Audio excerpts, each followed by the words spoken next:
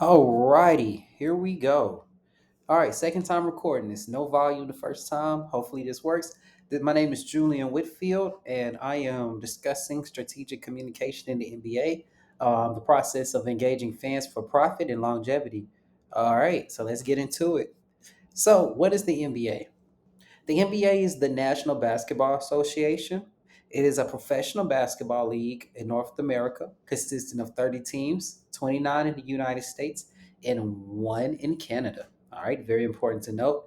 It was founded in 1946. The NBA has evolved into one of the most influential and profitable sports organizations globally.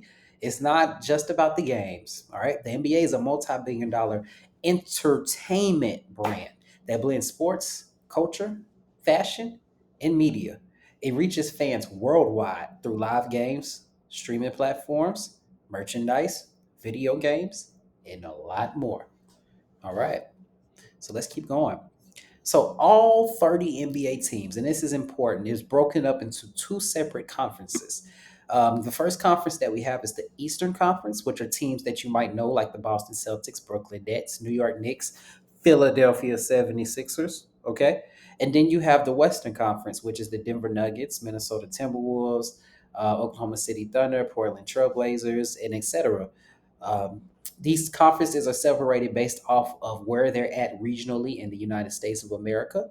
They're also separated for tournament play. Regular season is about 80 games. Everybody plays about 80, 81 games. And then afterwards, they have what is called the playoffs. And that's when you face whoever is 1 through 8 in your conference. All right. So this is how they divide that. But also, I think it's so you can have a bit of a ownership over your team and your region. So you can kind of celebrate where you live, whether you're on the west or the east, right? So social media engagement, one of the most powerful tools right now for the NBA. They tailor certain content to each platform. If there's pictures that the team would like to post catering towards their fans, like the Minnesota Timberwolves had a blowout game, they like to show it. They would put it on Instagram in pictures.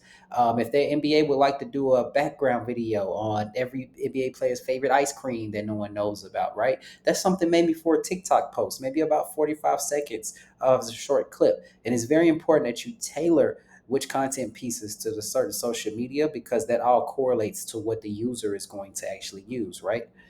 So let's keep moving on. Global branding, very important. It is not just branding to the United States of America. The NBA is a big around the whole world. Okay, huge presence in China, huge presence in Germany, and they play basketball in all these countries. But the NBA has a huge impact because they brand themselves all around the world, and they brand themselves as the most elite basketball brand, and they do this in multiple ways. Showing up in China for games, showing up in Canada to play a scrimmage. Allen Iverson is known for Reebok in his past tour to go to China and play every year a one-on-one game against anybody in China. These are the types of things that gives people around the world a chance to see what the player really brings to the table, so that they become more of a fan of not only the player but the organization. And then we have player branding. That's NBA encourages players to build personal brands, and that boosts league visibility.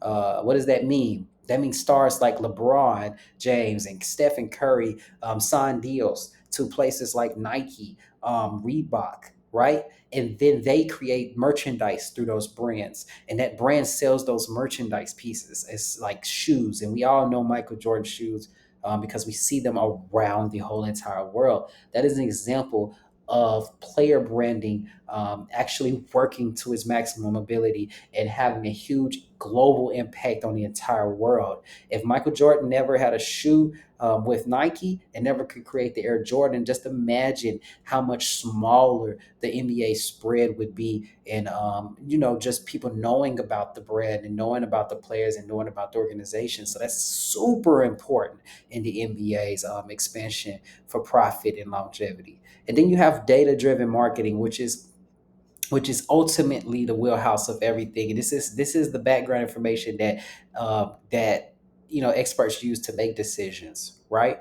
So if you think about fans, if you have a fan that has only came to no games, let's take a fan that's came to no games, never been to an NBA game, doesn't know much about basketball, right?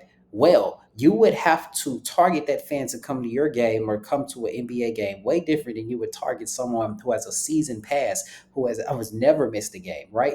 You might offer 25% off for a ticket for someone who has never came to an NBA game, but for someone who supported their team for 5 years straight, because of the data that's behind it, you can offer them 50% off a season pass, which is very much so more likely to be obtained by somebody who comes game in at the game versus someone who has never been to a game. You wouldn't expect them to spend $1,000 on an NBA team, maybe 50, but not 1,000. And those decisions are driven from data-driven marketing, being able to offer discounts on t-shirts, jerseys, things of those sorts. It all comes from data. So why it all matters? Well, this is why it matters. Strategic communication is central to the NBA's ability to stay relevant, profitable, and globally dominant. By understanding its audience and delivering dynamic, personalized, and culturally relevant content, the NBA not only entertains, it builds long lasting fan relationships and future proof revenue streams. This is why the NBA will last forever. This is the model, and this is the type of communication that they will use to engage their fans and to have ultimate profit and to last as long as they can as a conglomerate, as a corporation. It's always about putting the fan first and having a healthy amount of communication. Thank you.